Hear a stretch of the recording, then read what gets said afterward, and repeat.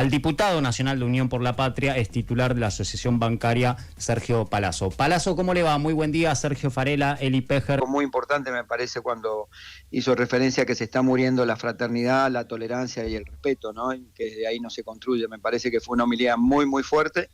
Y con respecto a la segunda pregunta, sí termino el reportaje y salgo para el acto. Bien. Buen día, Palazzo, ¿cómo le va? Digo, de alguna manera, hoy García Cuerva retoma o él personifica un planteo respecto de el tono de la disputa política, del enfrentamiento político que expone el gobierno y particularmente muchas veces la figura del propio presidente Javier Milei. Que la Iglesia sea la que asuma por ahí más este discurso, que en algún sentido lo han tenido las otras fuerzas políticas. Lo vimos no hace tanto, parece que pasó un montón, pero las elecciones de la Ciudad de Buenos Aires fueron el domingo pasado y en la previa a esas elecciones se conocieron estos videos fake realizados con inteligencia artificial. Después hubo después de que se produjo el triunfo de Manuel Adorni en la ciudad, también hubo un discurso bastante duro del presidente Milei hacia el expresidente Mauricio Macri. Digo, ¿sirve que hoy, más allá de la política, sea un representante de la Iglesia, como es García Cuerva, quien exponga también esta situación? Sí, buen día, Elizabeth, primero. Sí, bueno, desde por lo menos desde los sectores políticos nuestros, de algunas organizaciones sociales, de otras organizaciones sindicales, se viene denunciando esto mismo que hoy ha expresado en muy claras palabras el monseñor García Cuerva, ¿no? Le da una potencia extra y muy fuerte que lo diga un representante de la Iglesia de la envergadura de García Cuerva, y creo que ojalá el gobierno interprete que son vastos sectores de la sociedad que le están reclamando eso, porque cuando uno mira el accionar del gobierno, por más que parezca duro, por más que yo hace rato que lo vengo diciendo, tiene conductas fascistas. Un gobierno que impide la protesta por todos los medios, te reprime cuando ya se cansó de lastimar gente y se da cuenta que la gente va a seguir protestando, te limitan los derechos de huelga. Cuando se trata de negociaciones para recomponer los ingresos de los argentinos que se tienen que dar libremente en paritaria, pretende no homologar paritarias cuando no le gusta el número o el porcentaje. Ataca a periodistas constantemente cuando lo critican. Claramente un gobierno que tiene conductas fascistas que tiene que modificar porque le están haciendo mal a la sociedad, no solamente a la figura del presidente, que es el mayor responsable de esto, ¿no? Así que creo que viene a poner en un lugar importante la voz del monseñor García Cuerva, por la potencia que tiene dentro de la Grey Católica, la opinión de un referente como él. Sergio, ¿qué tal? Julia Rizzo le habla. ¿Qué tal, Julia? Mencionaba el tema de la limitación del derecho a huelga, y esta semana precisamente se publicó un decreto ampliando a mayores servicios esenciales por parte del gobierno, que de alguna manera también, como usted mencionaba, limitan el derecho a la protesta. Después de publicar esa medida, Héctor Daer estuvo en la Casa Rosada y mencionó la posibilidad de ir a la justicia en contra de este decreto. ¿Usted qué opina al respecto? Si es que están hablando con otros sindicalistas, referentes gremiales, para tomar alguna medida respecto de este decreto, esta reglamentación que publicó el gobierno. Bueno, en principio el decreto que saca el gobierno es muy burdo, es una cuestión absolutamente que no es constitucional. La justicia ya se ha expedido porque esto mismo que figura en el decreto actual es lo que figuraba en el decreto 70-2023, que era declarar a una serie de actividades como esenciales, con la obligatoriedad de prestar el 75% del servicio, y le agregaba una serie de actividades, prácticamente todas las actividades económicas de Argentina, como actividades trascendentales que tienen que prestar el 50% del servicio. Es decir, aniquila directamente el derecho de huelga. Y la justicia, en primer medida, cuando fue la presentación de CGT en diciembre apenas asumió el presidente, decretó primero una medida de no innovar, y luego la Cámara Nacional de Apelaciones del Trabajo le declaró, en este caso de la huelga y varios puntos más, la nulidad absoluta de lo que plantean, con lo cual calculo y estimo que con rapidez la justicia, ante la presentación que se va a efectuar la semana que viene, resolverá que ese decreto es absolutamente ilegal. Sí, se prevé que va a haber una presentación nueva, porque en realidad la justicia ya falló por la forma y por el fondo, por las dos cuestiones. Exactamente. Entonces Exactamente. se prevé que va a haber una ampliación de esa denuncia, entiendo que entre mañana, lunes o el martes. Ahora, Sergio, ¿cómo es la situación le quiero preguntar puntualmente, cómo es la situación de la paritaria de los bancarios? Porque ustedes vienen negociando mes a mes con las cámaras del sector un aumento que equivale a la inflación del mes anterior. Y los acuerdos que firmaron otros gremios que en muchos casos ni siquiera son o equivalen, en el caso de, por ejemplo, del aumento del gremio de comercio, ni siquiera equivale a la inflación, y sin embargo no fue homologado por el Ministerio de Trabajo, por la Secretaría de Trabajo, por orden claramente del Ministro de Economía, Luis Caputo. De hecho, Caputo lo dice todos los días, que no va a autorizar aumentos. Y en ese caso, algunos empresas del sector de comercio lo pagan y otras no lo pagan. ¿Qué pasa con los acuerdos de ustedes? ¿Ya han sido homologados? ¿Y si se están pagando? Bueno, nuestros acuerdos han sido abonados en su totalidad. Creo que son acuerdos razonables. Es decir, la inflación es una responsabilidad del gobierno, no del salario de los trabajadores. En el mejor de los casos, con este gobierno podés ir a la par de la inflación, que ni siquiera es un aumento salarial, es un ajuste por inflación. A mí, si me preguntás, ese tipo de paritaria no me gusta, pero sé que la realidad hoy por lo menos nos pone en un lugar en que los trabajadores que me toca representar no han perdido. Pero no hemos tenido inconveniente, el sector empresario la ha pagado habitualmente, y los acuerdos generalmente lo hacemos por el trimestre con esa cláusula equivalente a la inflación, sí, retroactiva al momento en que fue la inflación. Si viene al mes siguiente, cuando se conoce, el monto que se acuerda o la cláusula que se establece es que es retroactivo al momento de la inflación, siempre se paga la diferencia. ¿Pero están homologados o no están homologados?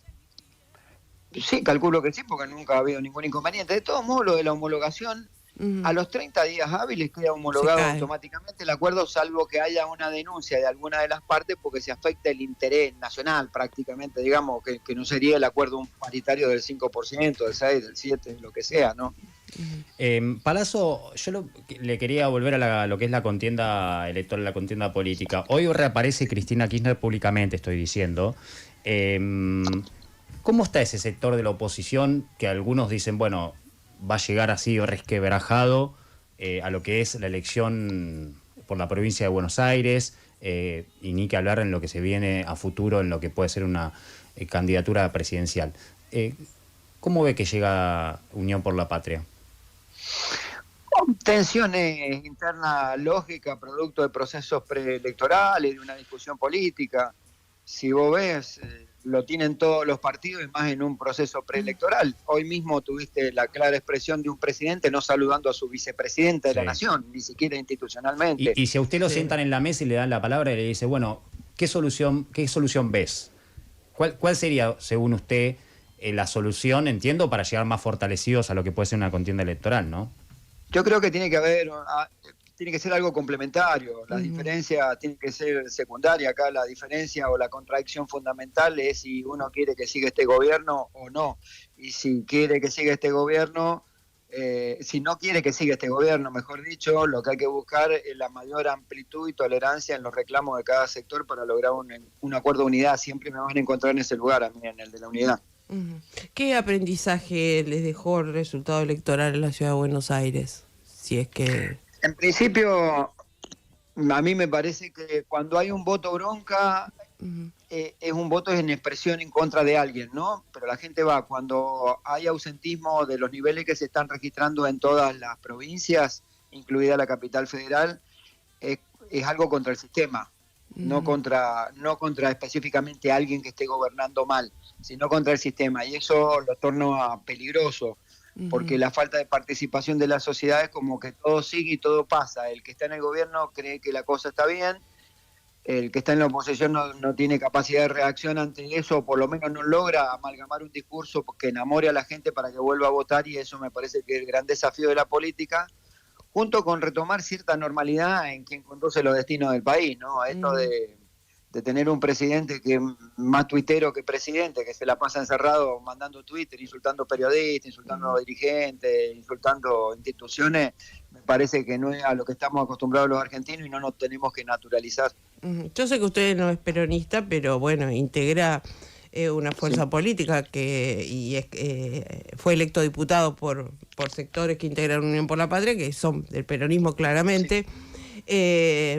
Y supongo que, bueno, creo que tiene que renovar su mandato en el Congreso, y entiendo que es probable que lo vaya a buscar también, digamos, por la misma fuerza política. Pero me parece que también el mensaje de la baja participación en la ciudad de Buenos Aires y en algunos distritos también del interior supone un desafío para el peronismo, porque donde más se dio el ausentismo, la baja participación, si uno ve lo que pasó en la elección en la ciudad, fue en los distritos o en las comunas donde más voto peronista hay, ¿no? Y de hecho todos los analistas sostienen que perjudicó en mayor medida la candidatura de esa situación, a la candidatura de Santoro, ¿no? De que de alguna manera fue el candidato, no de Unión por la Patria, pero algo parecido, con otro nombre. Y es también un tema de atención, sobre todo para el votante, o para lo que ustedes prevén en la provincia de Buenos Aires, en el conurbano, donde hay un votante más similar a ese votante porteño de los barrios que no hubo mucha gente, o que mucha gente decidió no ir a votar. Sí, hay que hacer varios análisis. Primero, contra qué padrón y contra qué elección se hace el análisis. Si es contra la elección del 2021, si es con qué es lo que se estaba renovando, si es con la última elección. Ahí hay un análisis también muy bueno de Hugo Jaime, que creo que salió hoy día, que comparado contra el 2021 hablaba de que donde más faltó la gente a votar fue en la zona norte, pero son análisis, son como uno lo mire. Yo creo que ha atravesado a todos los partidos políticos y principalmente a quien gobierna en la ciudad, que por primera vez saca un porcentaje tan bajo. Está claro que nosotros desde Unión por la Patria tenemos que recuperar claramente ese vínculo y esa relación con los votantes típicos que va a tener la clase media, que son los sectores que menos tienen.